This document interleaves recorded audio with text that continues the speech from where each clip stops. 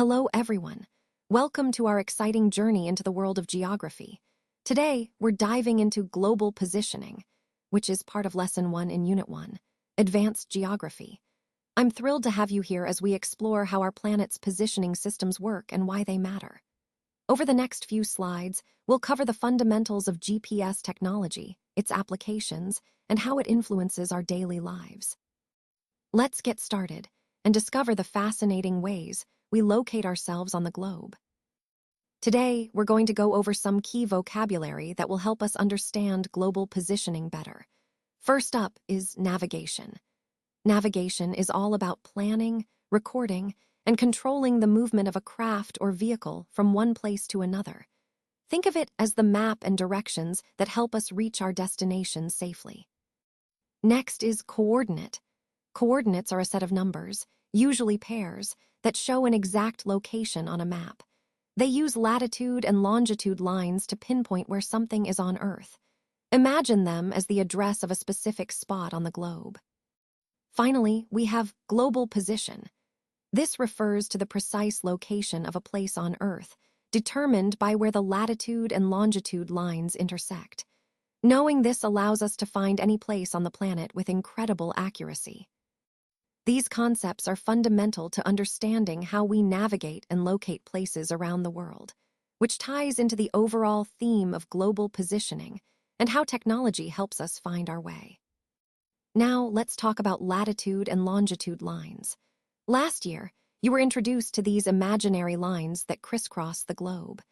They are measured in degrees, and their purpose is to show how far a location is from the equator and the prime meridian. These lines form a grid on maps and globes, which helps us pinpoint exact positions on Earth. So, how are they measured? Both latitude and longitude are measured in degrees, which essentially tell us the distance from the equator or prime meridian. This measurement helps us understand the precise location of any place on the planet. And why are these lines so important? Well, they are crucial for navigation. Whether you're an air pilot, a sea captain, or working in the military, these lines allow you to find exact positions on the world map. They make navigation accurate and reliable, helping us explore and understand our world better. Let's talk about latitude lines. These lines form rings around the Earth and run from east to west.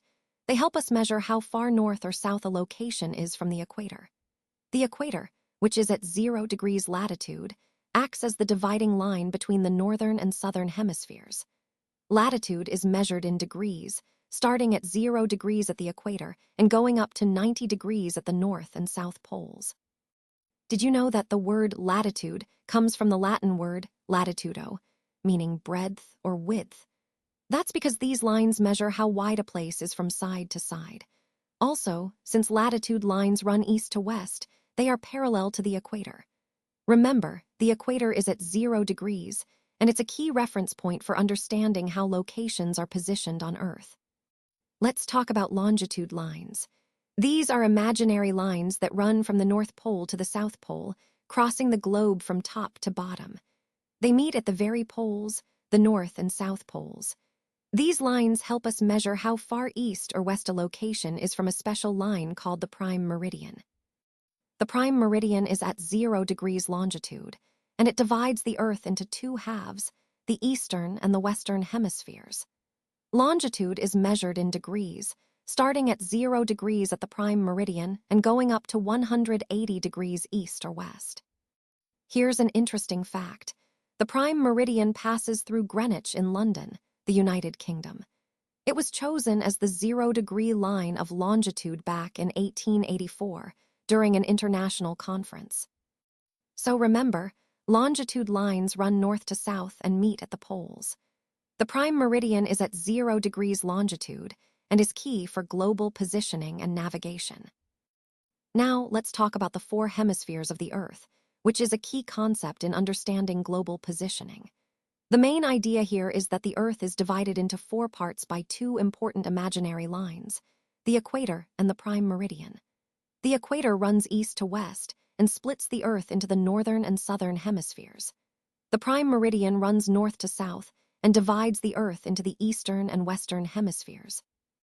A hemisphere is simply half of a sphere, which helps us locate places more easily on our planet.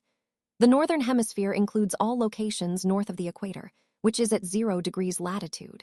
For example, countries like the United States, Canada, most of Europe, and Russia are in the northern hemisphere. Conversely, the southern hemisphere contains everything south of the equator, including places like Australia, Brazil, South Africa, and Antarctica.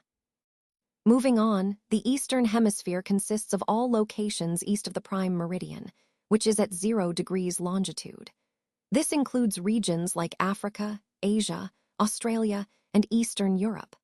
On the other hand, the Western Hemisphere is made up of all areas west of the prime meridian, such as North America, South America, and Western Europe. Understanding these divisions helps us grasp the concept of global positioning. It's a simple yet powerful way to pinpoint where places are on the Earth, and it connects to our overall theme of exploring how we locate and understand different parts of the world. Let's dive into understanding coordinates. First, what are coordinates? Latitude and longitude lines intersect to create a grid over the world map. The exact position of any place is determined by the point where its latitude line crosses its longitude line. These intersection points are what we call coordinates. Now, when it comes to writing coordinates, there's a specific order to follow. Always list the latitude first, then the longitude. For example, you might see a coordinate like 30 degrees north and 20 degrees east. This means the location is 30 degrees north of the equator, which is our starting point for latitude, and 20 degrees east of the prime meridian, which runs through Greenwich in London. So the standard way to write this is 30 degrees N, 20 degrees E. Remember, latitude is always given as degrees north or south of the equator, and longitude as degrees east or west of the prime meridian. This system helps us pinpoint any location on Earth with precision, tying back to our broader theme of global positioning. Now, let's explore how we actually use global positioning in our daily lives and various professions. First, in Lesson 1, Global Positioning, we see that lines of latitude and longitude are essential tools for navigation. They help people pinpoint the exact location of any place on the world map, making navigation precise and reliable. For air pilots, these coordinates are crucial. They use them to chart specific flight paths, ensuring they know their exact position in the sky. This is vital for safety, helping them reach their destinations accurately and avoid restricted airspace. Sea captains also rely heavily on these coordinates. When navigating across vast oceans where landmarks are scarce or non-existent, they use latitude and longitude to find their way. These lines help them locate ports, islands, or even shipwreck sites, making ocean navigation safer and more efficient. In the military context, coordinates serve many critical functions. They are used for planning operations, pinpointing targets, and coordinating troop movements, especially in unfamiliar or hostile territories.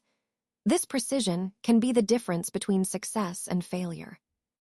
Today, in our modern world, GPS technology has expanded these concepts into everyday activities. We use GPS navigation apps on our phones to find the quickest routes, whether we're driving, walking, or biking. Package delivery services depend on precise positioning to get items to the right address on time.